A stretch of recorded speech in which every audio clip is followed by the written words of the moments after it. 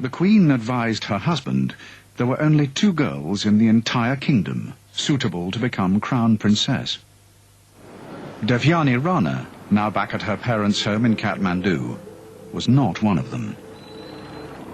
Perhaps because her face was unforgettable, or perhaps because she had been forbidden to him, the Crown Prince began to pursue Devyani.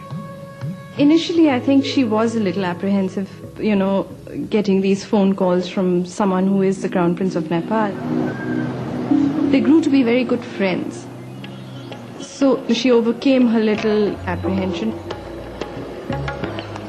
I think the qualities of him being caring, sensitive, considerate, also being, very persistent with her. And yes, and he was the sort of person who, once she got to know better, she fell in love with.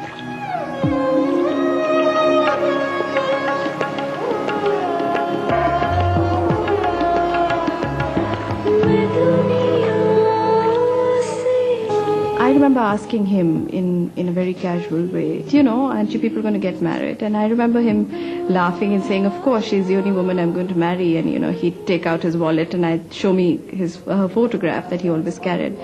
And said, of course, we will, but, you have to understand I need to get the approval of my parents because my father's my father, he's also my king, and I am the Crown Prince.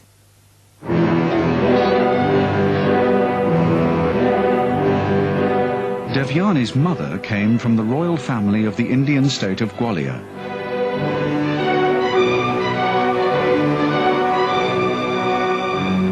In the days of the Raj, these vastly rich Maharajas claimed the highest honour of a 21-gun salute from the British Army.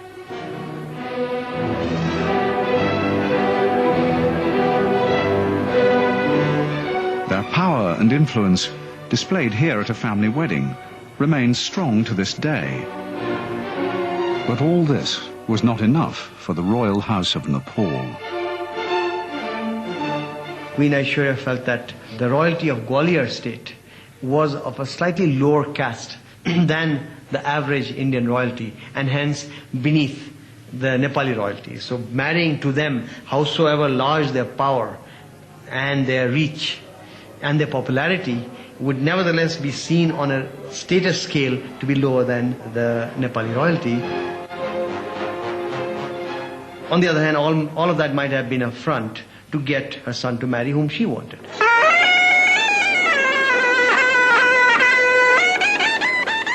To make matters worse, Devyani's father was a politician, and from a rival clan to the Queen's own.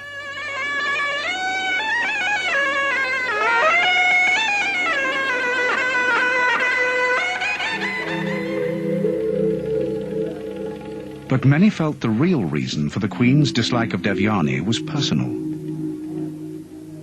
She looked ahead and feared being pushed aside. The Queen looked for allies in her battle against her son's lover. She found them in Dipendra's sister, Princess Shruti, and her new son-in-law, Gorak. More than love, I think ego might have influenced his decision, because all his life he had sort of always got what he wanted. Nobody would say no to a crown prince. Everyone would try to reason with him as to why he would be marrying this girl, or why he shouldn't be marrying this girl, or why he should, continue the traditions of the family. He shot them.